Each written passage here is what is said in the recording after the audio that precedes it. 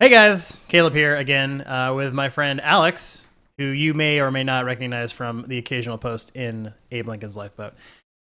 He is also my co-host on Geek Squatch, our podcast all about 80s and 90s nerd nostalgia. We just recorded an episode on Twin Peaks. If you want to listen to that, it'll be out in a couple of weeks. So check that out wherever podcasts are sold, which they're not because they're free, but you know what I mean. Well, we don't sell podcasts. That's illegal, I think. I don't think it is. I think you can do it through Patreon now to think about it. But yeah, you can do a lot of shit through Patreon. But that's true. Come on, man. Yeah. So we're here in Discord right now. This is where we do our show most of the time. We used to do it on Skype, but Skype is pretty unstable. It's bad, especially if you have multiple people. Anyone over like 2 people, it gets real bad. I don't recommend it. Discord, peak hours especially too, it gets bad. Yeah, Discord is specifically designed for gaming technically, but its visual connection, or I guess its video connection, is really, really good. Very stable. I think we've only had one problem, and that was literally because Alex was having power outages in his area. But other than that, you can have, I think we've had 4 people in one call, and it's been pretty good. When I do my Dungeons and Dragons campaigns online, outside of our group that we run, I have like 6 to 8 people. So like you can really crank it up. Yeah, so we want to talk about a couple things to remember while you're podcasting in Discord and just how to use Discord, generally speaking. So one of the things let's talk about like podcasting first. So me and Alex do a show, and half the time it's just me and him. So it's like pretty easy to have a conversation with somebody else over a conference call when it's one-on-one. Right, Alex? Yes, absolutely. However, when you add a third person into the mix, it gets a little more complicated because especially if you're not in the same room, like body language, you can see each other, but you still can't like get that vibe. There's like a instinctual animalistic thing where you know where like the natural pauses are in conversation and where to interject most of the time. It doesn't happen because we're talking to walls. We're talking to these little cameras right here, which is annoying. So there are going to be people talking over you, and you may have to wait, and you may talk over somebody else, or they may talk over you, and you need to learn that like it's not personal.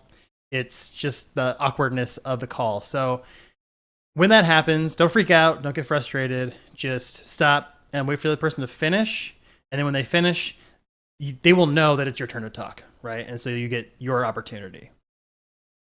Don't be afraid to use visual cues if you are using a camera, because you can sort of present yourself in a way that lets a person know, like, I've got something to say here. As juveniles raising your hand. I mean, that works.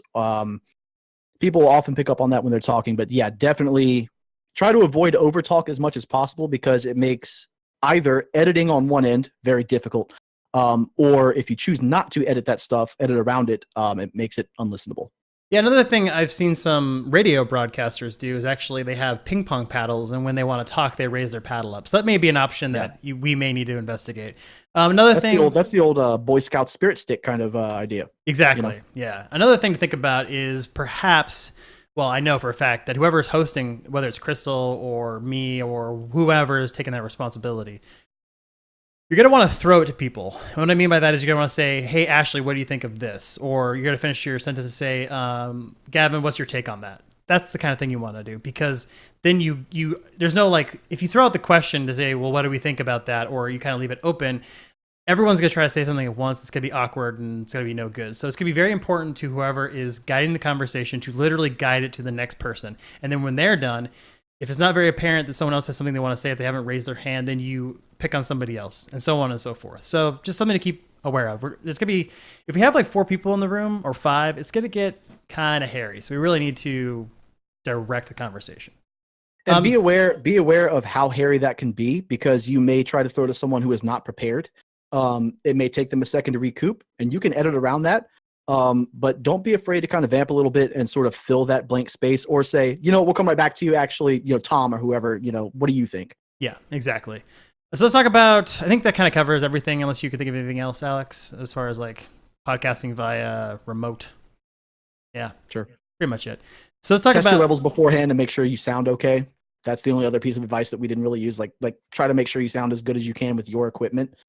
Yeah. Before you start recording, and that can be within the 5 minutes before everybody actually decides to start the show, but try to get at least a test of where you are, especially if you're in a multi-purpose room. My room is an office used by 2 people, and I also game a lot and move my equipment around and stuff. So every time I record, I have to do a quick test and just see how I sound. It's a good habit. I had to say. It's just a good habit to be in general, honestly. It's just check your stuff. Make sure you sound good before you start recording, because if you don't, you won't. It's just Murphy's Law. Trust me, it's happened to us many times. So let's talk about Discord. This is what you're looking at right now. I've got the whole thing set up. You can see all the people who I'm talking to. So this is on the left-hand side. We've got games, which you can kind of ignore unless you play games through Discord. Friends, which are the people who you have connected with on Discord, and then direct messages. So right here, Alex can't see any of this because he's not looking at my screen, but I have got a direct message with him, and then a few other people that is just like one-on-one, and then I've got here's our D&D group right here. These are recurring conversations that I click on the message, and then I can call all these people at once. It's kind of like a continuous thread, but for video. And there's a text form at the bottom. You can see here, if I type to Alex, he can see this message, and it's only him right now. So I can say, hey, Alex, and he sees that. We just posted some silly pictures of us last year when we visited. I visited him in Virginia.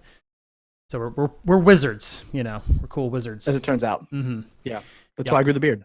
Yeah. Some things to note about, like, when you look at people's icons, if they're gray, it means they're offline. If they're yellow, they're busy. And if they're green, they're good to go. If it's a group call, it'll have like multiple like heads, like blank heads, or you can assign it an image, much like Alex has done for our D&D campaign that we do. And that's all the direct messages stuff that you got going on there. Then on the left-hand side from that is the individual channels. So Alex's channel that's actually the call right now that's going on is the Grustamar one. That's Alex's handle.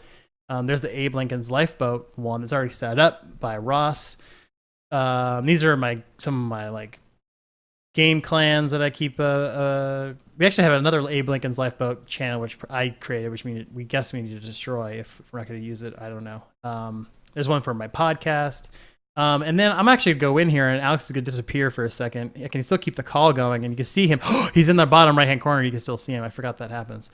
And we've got multiple channels. So we've got text channels and video channels. Text channels are just like chat, and you can like set different rules. So me and Alex are the only people who are allowed to see the host chat. We have a guest chat, which has more people in it. We have a dank memes chat because we like memes. We have a show topic discussion one, which I threw in here. We haven't used yet, if anybody had an idea for that. And then we have a voice channel for the show, which if we're only using voice, we could use that. But because we do video, we just call each other directly. Yeah. What else we got? We got a whole bunch more channels over here. You may want to go through the process of adding people and finding people. Yeah, that's a good point. So if you go into the search bar up top, there's actually a couple of things you could do. So how do we want to do this? So you could... I would go to your conversations, your DMs area. So you could probably just click on our call, and that'll bring up your games and friends list and all that. And you'll have a search bar on top that says find or start a conversation. Yeah, there you go. So if you become friends with somebody, or you want to become friends with them, you need to know their user handle. And that is a name plus a hashtag and some numbers. So everyone's going to sign up for an account. You're going to create a handle, and then they're going to assign you a random hashtag number, and you're going to need to know that. So write that down, or keep it in a text document, or whatever. You just need to know it, because when people want to find you, they need to search for you for that. So Grustamar, do you want to tell them how to find it? How to find their hashtag? Yeah, sure. You just click on that little your name down at the very bottom of that left hand side there. Right here. So you actually can see it. So I'm It Resolves number 9638. So that's mine. And they show that now. They used to not show that. You used to have to find it, I think, by clicking on yourself or something, but now it's there. Some things you should know about... So it's kind of weird. Your individual nicknames are different per server. I kind of mentioned this in the Abe Lincoln's Lifeboat one. You can actually, if you right-click on your own name, you can change your nickname in only this place. Each server is kind of like its own little world. Is that a good way to describe it? Its own little microcosm? Yeah. You can mute individual people. So if you don't like somebody in the channel, you can mute them. You can deafen them, which I'm not quite sure what that does. You know, Alex? Only admins can deafen people. Okay. Or people with that ability as set forth by an admin. And what deafening does is make it so that they cannot hear voice communications. Gotcha.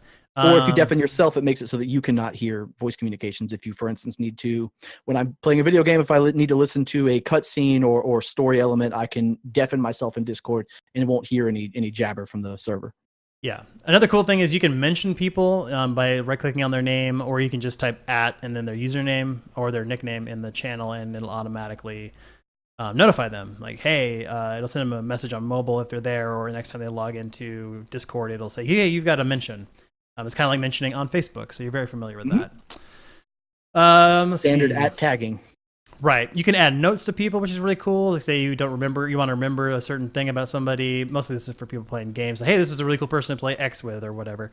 But the really cool thing is you can change individual user volumes. So somebody is like really, really loud on their mic, but they're saying like, well, I'm recording just fine on my end. This is where you change them. You don't make them change to you. You change this setting right here. You can mute them. You can invite them to another server, that's actually a new feature. I didn't realize that. This thing's constantly being updated, which is also a really, really beneficial thing for Discord. Is like it's constantly evolving platform. So there's new features being shown all the time and added. If you don't have them added as a friend, it'll ask you if you want to, and you can block them. So, you brought up a good tip though that also kind of ties into the podcasting stuff we were talking about before. Anything that is going through your headphones that you are listening to, be it content that maybe you're all listening to at the same time, or if it's another user's voice, through Discord, you always level that yourself for your own ears. You want to make sure that your microphone's not picking it up, especially if you have over-the-ear headphones as opposed to earbuds. You want to make sure that you're recording locally, or your friend or whoever you're talking to recording locally sounds good on their end, and you adjust what you're hearing in your ears on your side. If that is lowering their volume in Discord, that's the easiest way. If you need to lower them even further, you can lower them down to just 1%, and then lower your system, your Windows or Mac volume down, your system volume itself, and that will diminish them. But you always want to mix that way first, because if you have them lower their voice on their end, it could be, or their microphone gain or whatever else, it could alter their recording. Yeah. And you can actually mute yourself really easily. If you go down in the bottom left-hand corner on your main screen, you can mute yourself. You can deafen yourself. And you can go to user settings. And there's a ton of settings in here. The main thing you want to do is make sure that your input device is set to default and your output device is set to default. And then you set those to default by going to audio settings. I have an audio manager that I go through. It's on my video, or I'm on my audio card. But it's basically there's volume control. That's your master volume control right here. I have system sounds turned all the way down. And then there's audio devices. So you want to set your recording device to be your mic. Mine is a line in because I have a mixer, but I could turn it to, I can actually turn it to the webcam, which would be very bad. And then you want your your playback to come through your speakers, or I guess audio jack if you're just using that. But still should be speakers in that case too. You may have to play around with it. You may need to call someone and test these things out and find out which audio device you need to use one way or another. To find out just which one works in Discord and which one's actually picking up your microphone, whatever it may be, if it's a headset, if it's a lav mic, if it's, whatever. Caleb, one thing I would recommend that you bring up is the difference between voice gate and push to talk and why those are important. I was just about to get there, actually. So my output volume is set to 100%. You can go above that. I don't recommend that. And my input volume is also set to 100%. It should be good. You want to be on voice activity on input mode. If you do push to talk, you'll have to hold a button down to activate your mic in the channel. You don't want that, especially for a podcast. You want to always be hot. And if you want to turn your mic off, you could do it through the button, which is super loud if you're using a Yeti, by the way. It will create a giant waveform on your... It sounds like this. And I don't know if that actually plays, but... It did. And I end up having to edit that out of Alex's track. So try not to do that if you can. If you have to cough or something, it's better to turn it off and hear that clicky sound than it is to not, I guess. You can see here this line's blinking because it's automatically detecting my input sensitivity, which is a really cool feature of Discord. Here's my camera settings. It automatically detected it. If it doesn't, you can always change it here, and then you can also test the video. Also really cool. You want to turn on echo cancellation, noise suppression, and automatic gain control. This will auto level you in Discord. It won't affect your local recording. That's very important. None of these settings actually affect your recording. It just affects how your voice is affected in Discord itself. And I've never had any problems with them, and they work really well. You may want to enable quality of service high packet priority. It depends on your router. I don't have it turned on, but if you're experiencing like bad video or bad audio, you may need to look into this particular setting. And then attenuation, I don't mess with that. It does standard. Yeah, leave it as when others speak is turned on and when I speak turned off. And I think everything else is kind of standard. Audio subsystem is standard. Video diagnostics or voice diagnostics show a warning when Discord is not detecting audio from your mic. Yeah, you want to leave that on because if for some reason your mic is not working, this will tell you, hey, I can't hear anything from your mic and it's supposed to be on. So it's good to know that. And then if you really want to like log if like what's going on, then you can turn on debug logging. Other than that, I think that's pretty much it for beginner stuff. And we've already rambled for probably about 10 minutes. So I'm going to call it good. If you have any additional questions, you can contact me. And if I don't know the answer, I'm going to ask Alex or look it up myself. You can send them my information. It's fine. I'm in the group and you can give him my Discord ID or whatever if you want. Yeah, he already have it. Twitter or whatever works. I think it's Grustamar6666. I don't know how you got that, but good for you on that. So look, man, I have my ways. Okay. Yeah, sure. Oh, by the way, we do have a Ninja Pancake Network channel, which will be hosting the podcast on their website and then pushing it to iTunes and wherever other scrapers steal from Ninja Pancake, which are probably Stitcher and other stuff like that. And I'm really good friends with the Stitcher, guy who you have to separately upload. It's a pain in the ass. Oh well, never mind then. It's not on Stitcher then. But I'm friends with the guy who runs the joint. He's a good dude. He's very interested in this podcast. So, yeah. If you have any questions on that, you can also ask me directly, and if I can't answer it, I'll find out the answer from them. But yeah, I think that's about it.